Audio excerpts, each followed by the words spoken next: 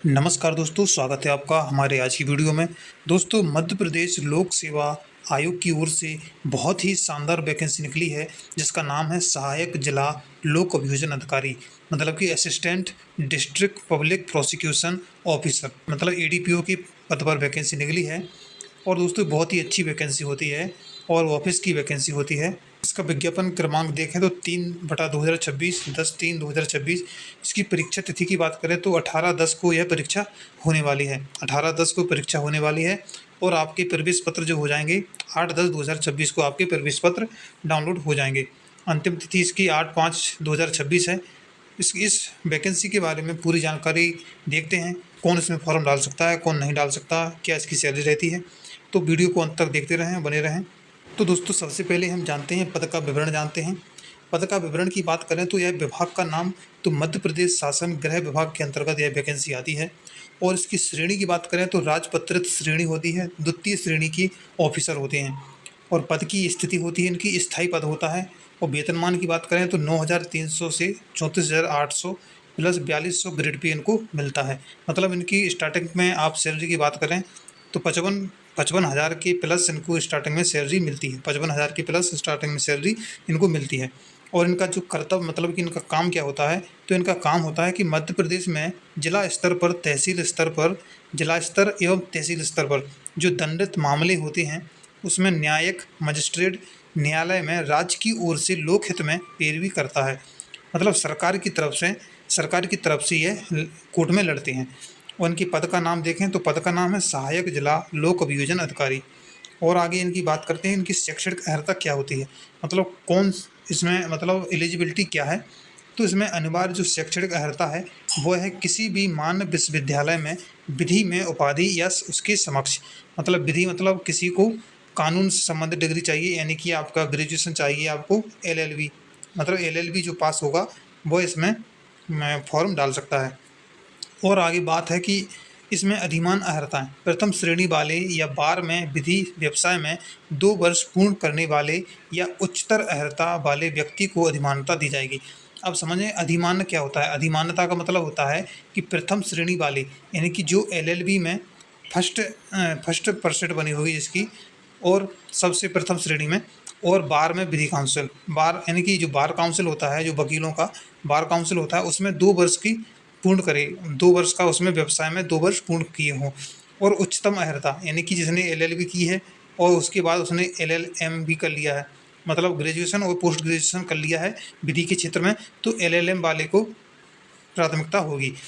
यह उस स्थिति में है जबकि अंतिम चयन के स्तर पर समान अंकों की स्थिति में अधिमानता अर्हता रखने वाले अभ्यर्थी को वरीयता दी जाएगी। मतलब कि 2 विद्यार्थी आ गए हैं अंतिम चयन तक, जिसके मान के चलो उदाहरण के लिए मैं मानता हूँ कि दोनों के 500 नंबर हैं, तो उस स्थिति में किसको पद दिया जाना चाहिए, उसका निर्णय इस आधार पर किया जाएगा कि प्रथम श्रेणी देखकर, बार में विधि में व्यवसाय में 2 वर्ष पूर्ण करने वह देखकर, या फिर उच्चतम अर्हता वाले नियुक्ति दी जाएगी। तो इस कंडीशन में ही उनको, मतलब ये काम आने वाला है, सीधी बात यह है। और विधि व्यवसाय में अनुभव प्रमाणों की समीक्षा गृह विभाग द्वारा नामांकित विशेषज्ञ समिति द्वारा भी किया जाएगा। ठीक है। आगे बात करें कि रोजगार पंजीयन, तो मध्य प्रदेश के जो व्यक्ति हैं उनको रोजगार पंजीयन चाहिए, और जो नहीं है उनको उससे छूट मिली है। आगे इसकी महत्वपूर्ण जानकारी और है कि आयु सीमा के बारे में बात करें तो सहायक लोक अभियोजन अधिकारी के पद पर उम्र की बात करें तो मिनिमम आपकी 21 वर्ष पूर्ण होना चाहिए, और अधिकतम आपको 40 वर्ष होना चाहिए। और अधिकतम आयु में छूट देने का विवरण SC ST OBC के लिए अलग अलग है, जो कि आप परिशिष्ट 1 में देख सकते हो, लेकिन इतना हो तो ठीक है। SC वालों को 5 साल मिल जाएगी और OBC वालों को 3 साल मिल जाएगी, ऐसे छूट मिल जाती है। और आयु संगणना, आपकी आयु की जो गणना होगी वह 1 जनवरी 2027 से होगी।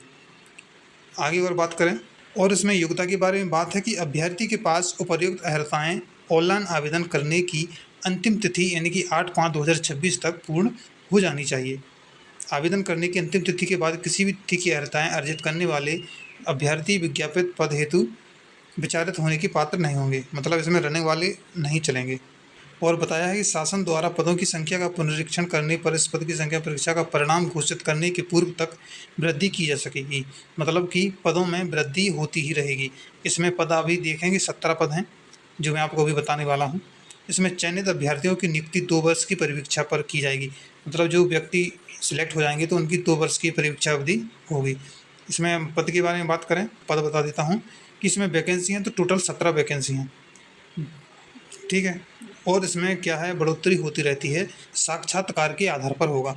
मतलब आपका जो एग्ज़ाम होगा उसके अंक और फिर साक्षात्कार के आधार पर आपका चयन होगा। अभ्यर्थियों की संख्या 500 से कम होने की स्थिति में चयन साक्षात्कार के आधार पर होगा। इस हेतु अभिलेख प्रेषण की अंतिम तिथि निर्धारित कर अभ्यर्थी से उनकी अहर्ता से संबंधित सभी अभिलेख आमंत्रित किए जाएंगे। आगे कि साक्षात्कार हेतु पूर्णांक 100 नंबर का रहेगा। साक्षात्कार जो इंटरव्यू होगा वह आपका 100 नंबर का होगा। और इसमें जो यूआर यानी कि अनारक्षित वाले हैं उनके लिए 41 नंबर लाना आवश्यक है, और जो अदर कैटेगरी है उसके लिए 31 नंबर लाना आवश्यक है इंटरव्यू में पास होने के लिए। अब मैं आपको कुछ तिथियों के बारे में बता देता हूँ जो कि बहुत ही महत्वपूर्ण है, क्योंकि यदि आपने फॉर्म नहीं भर पाया और लेट भर पाया तो आपको ज़्यादा खामियाजा भुगतना पड़ सकता है। तो इसका विज्ञापन जो आपने देखा 10/3/2026 को हो गया था, और ऑनलाइन आवेदन की प्रारंभ तिथि आपकी 9/4/2026 9 अप्रैल को इसकी स्टार्टिंग डेट हो गई है, और इसकी आवेदन की अंतिम तिथि है 8/5/2026। और इसमें त्रुटि सुधार हेतु प्रारंभ होगी वो 14/4 से होगी, और त्रुटि सुधार की अंतिम तिथि 10/5 होगी। और प्रवेश पत्र आपके 8/10/2026 को अपलोड हो जाएंगे, और परीक्षा तिथि आपकी 18/10 को परीक्षा होगी। अब सबसे ज़रूरी बात, यदि विलम्ब शुल्क 3000 के साथ ऑनलाइन आवेदन करने की अंतिम तिथि 15/5/2026 है। विलम्ब जो आपकी लेट फीस होगी वह आपकी 15/5/2026 तक आपको 3000 रुपये देना पड़ेंगे। मतलब कि जो आपकी नॉर्मल लास्ट डेट है उससे यदि आप निकल जाते हो, और उसके बाद यदि आपकी 15 मई तक आप फॉर्म डालते हो तो आपको 3000 रुपये देना पड़ेंगे। और 23/9 तक मतलब कि जब आपका एग्ज़ाम होगा 18/10 को, उसके पहले ही कुछ दिनों पहले तक यदि आप फॉर्म डालना चाहते हो तो आपको विलम्ब शुल्क के साथ देना पड़ेंगे 25,000 रुपये। इसलिए दोस्तों, यदि आप इसमें योग्यता रखते हो तो आप जल्द ही इसमें फॉर्म डाल दें लास्ट डेट निकलने के पहले, जो कि आपकी 8/5/2026 है।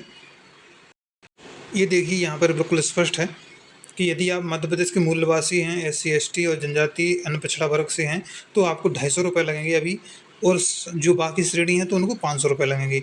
लेकिन यदि आप 9 तारीख से 9 मई से 15/5/2026 तक आवेदन करते हो तो आपको 3000 रुपये देना पड़ेंगे, और 16 मई से 23/9/26 तक करेंगे तो आपको 25,000 रुपये देना पड़ेंगे। यह विलम्ब शुल्क है जो आपको देना पड़ेगी। इसका इंतज़ार ना करें लेट फीस का, आप तो जल्दी ही ऑनलाइन आवेदन दर्ज कर दें अपना, यदि आप योग्यता रखते हैं। दोस्तों, इसमें लिखा है कि परीक्षा योजना एवं पाठ्यक्रम यथाशीघ्र आयोग की वेबसाइट पर जारी किया जाएगा। लेकिन दोस्तों, मैं आपको इसका जो पाठ्यक्रम है वो मैं आपको वीडियो के माध्यम से आपको समझा दूंगा कि इसका सिलेबस क्या होने वाला है।